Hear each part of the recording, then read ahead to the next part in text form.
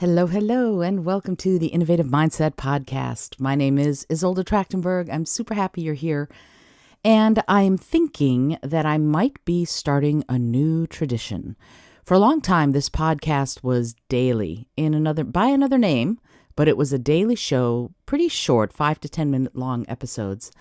And then I went to an interview format and it became something a little different. I do these interviews, they're usually 45 minutes to an hour or so long, and I only get to connect with you once a week.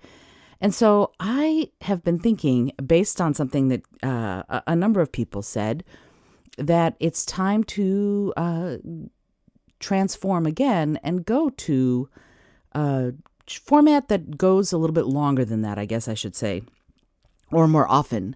So what I am thinking is going to happen is the Monday episodes are going to stay the same. They're going to be about innovation and creativity, and I'm going to be interviewing those peak performers in the social impact, environmental, animal rights, and creative space. That's going to never change. That's always going to be there on Mondays. But I'm going to start having shorter episodes the rest of the week. So Tuesdays, I'm thinking, will be about creativity. Wednesdays will be about compassion. Thursdays will be about curiosity, and Fridays will be about mindfulness. So get ready for shorter content Tuesdays through Fridays, but it's going to be about those topics. And having said that, today, Friday, October 8th, is my birthday. Yay! I'm actually really excited. I have a full day planned, and I'm seeing the new James Bond movie, and of course I'm going tonight to see Wicked, and I'm going to have a couple of incredible vegan meals while I'm at it in New York City, so I'm super excited about that. I still pinch myself that I get to live here. It's amazing. Anyway, so the reason that I'm doing this episode today is, first of all, it's about mindfulness. It's about taking stock.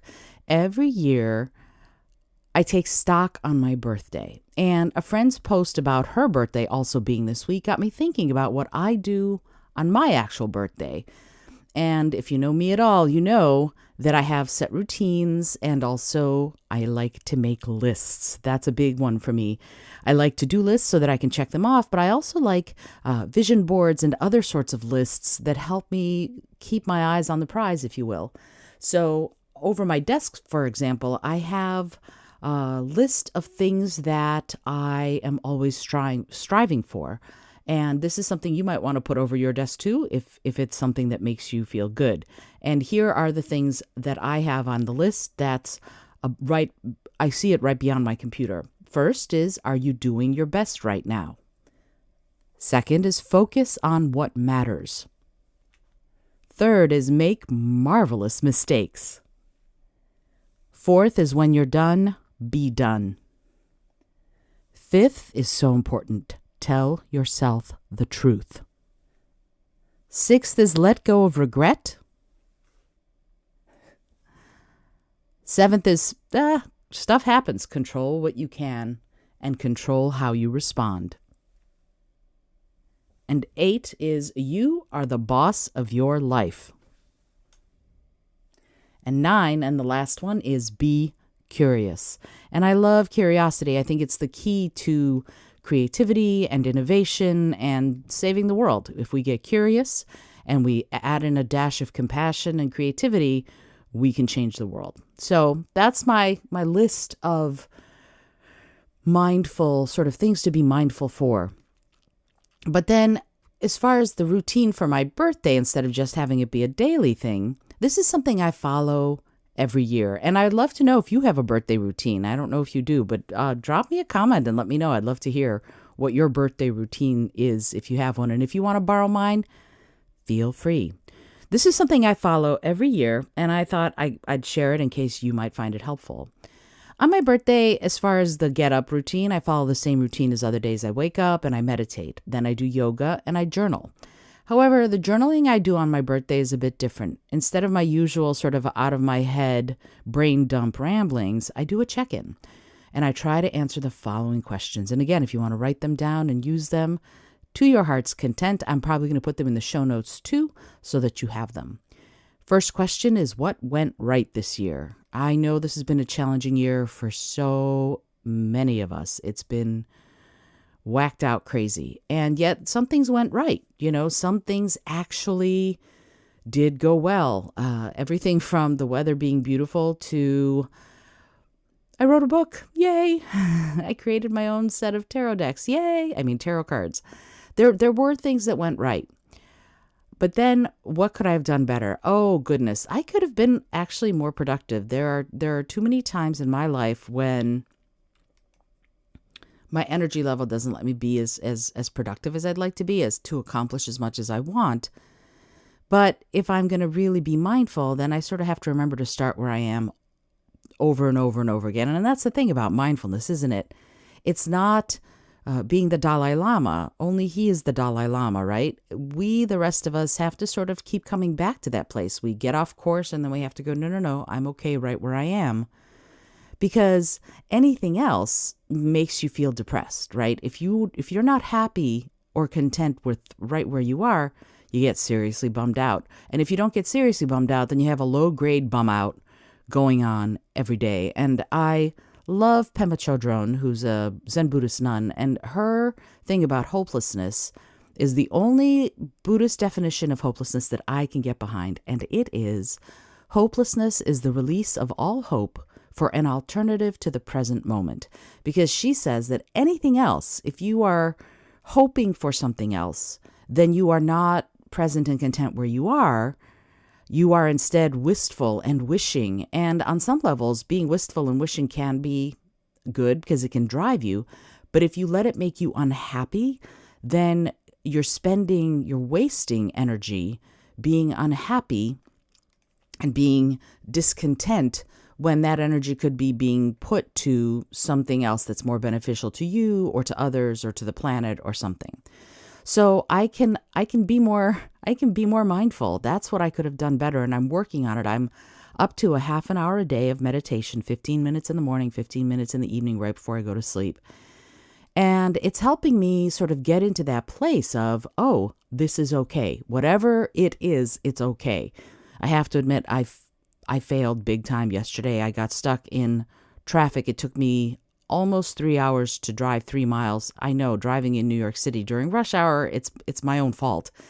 And yet, for various reasons, I needed to go to the store. So, and I did not do well. I have to admit, it was bad. Okay, so this is one of those times when I go back into my breathing and I have to keep sort of starting where I am. And that's the lesson I'm taking away from that is, yeah, even when I'm really bummed out or really upset, I can keep coming back to the release of all hope for an alternative to the present moment. This is where I am. That's where I was last night. So I can hopefully do that better this year. I'm going to be trying every minute. And that's the thing about mindfulness. It's not, oh, I was mindful for 5 minutes today, woohoo, and I'm done. No, it's a practice. You keep coming back to that same place. And that brings me to number 3. What lessons have I learned? That's one of the big lessons I've learned this year is patience is king, and of course loving yourself is queen. So, and that's another lesson. I am a work in progress like the rest of us, and I keep coming back to that you've got to accept yourself lesson. You have to love yourself. If you don't, then that is the most bone deep discontent and unhappiness. And we get enough messages that we're not enough and that we are not lovable. There are plenty of messages out there for that. And so the lone voice of dissent sometimes is you going, no, I am lovable. I do love and I am loved, and that is a good thing. And so that's another lesson that I have learned this year is to keep coming back to that, even when I don't feel like I'm doing enough. Because I always feel like I could be doing more. No matter how much I've accomplished, I've always got that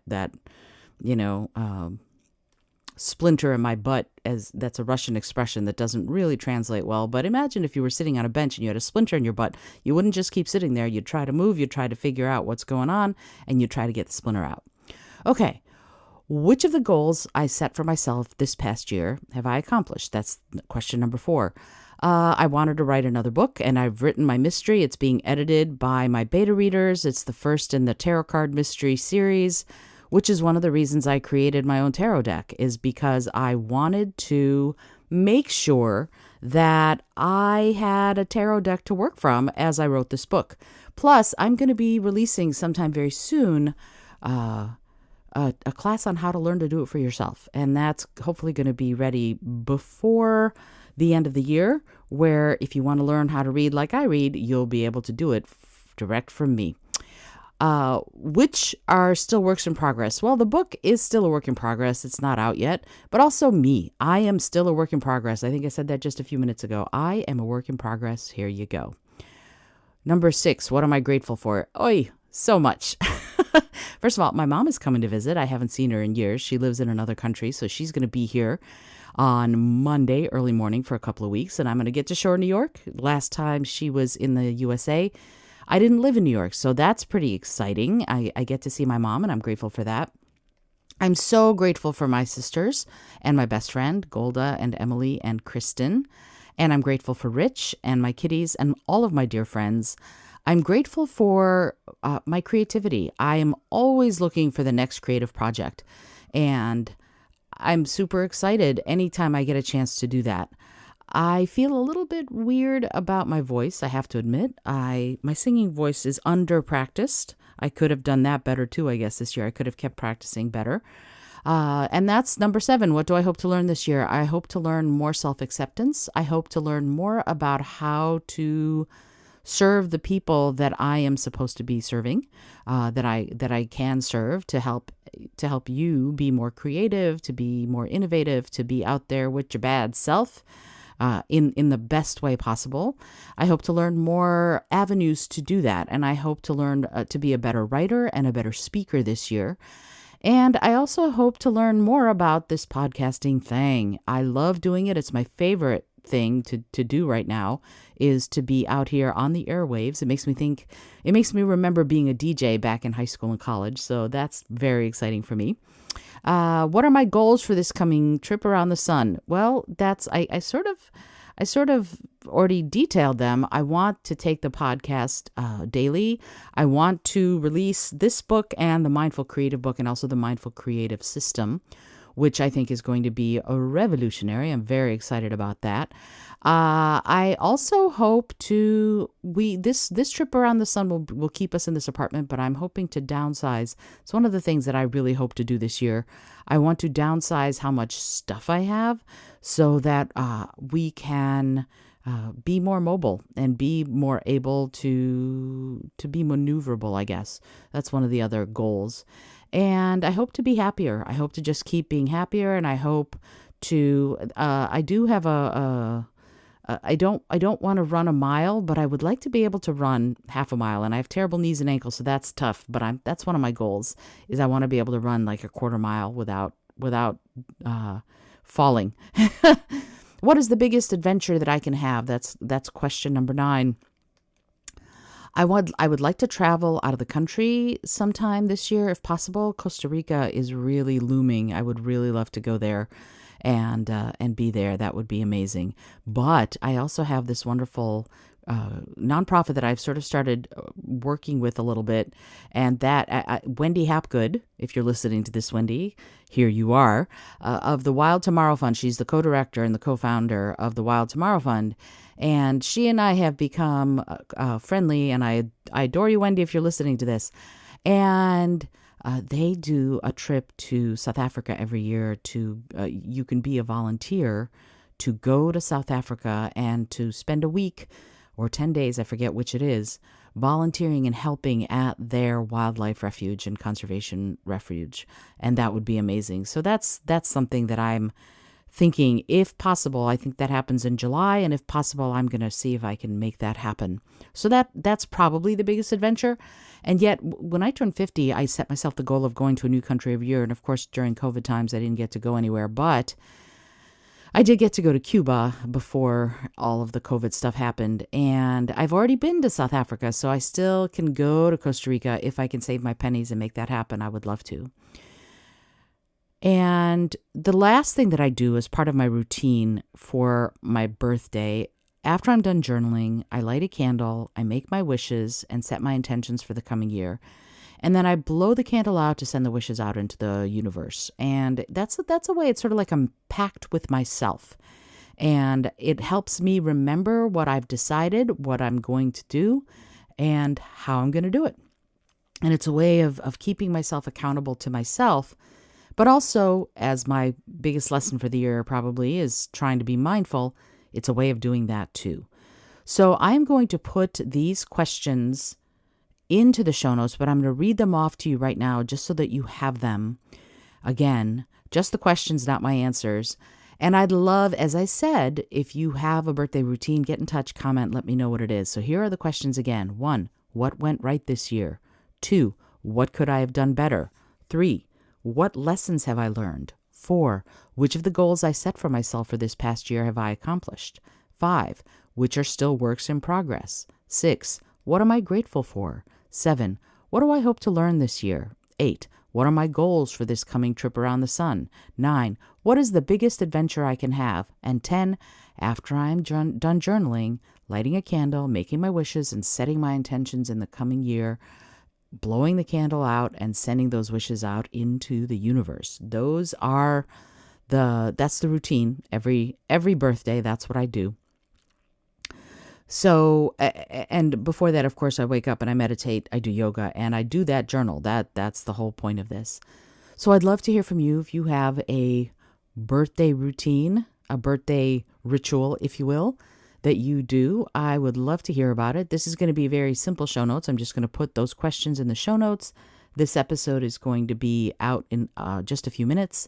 I hope that you have an amazing day, and I hope that you have the most creative and innovative adventures. I really do. If I could make a wish for you for my birthday, is that you get to be as creative as you desire and as innovative in your work and your life so that you live it on your own terms. And remember, my favorite things, I have a mug that I made with the 3 C's, creativity, compassion, and collaboration. And I have to redo it because I've added a 4th, and that is curiosity.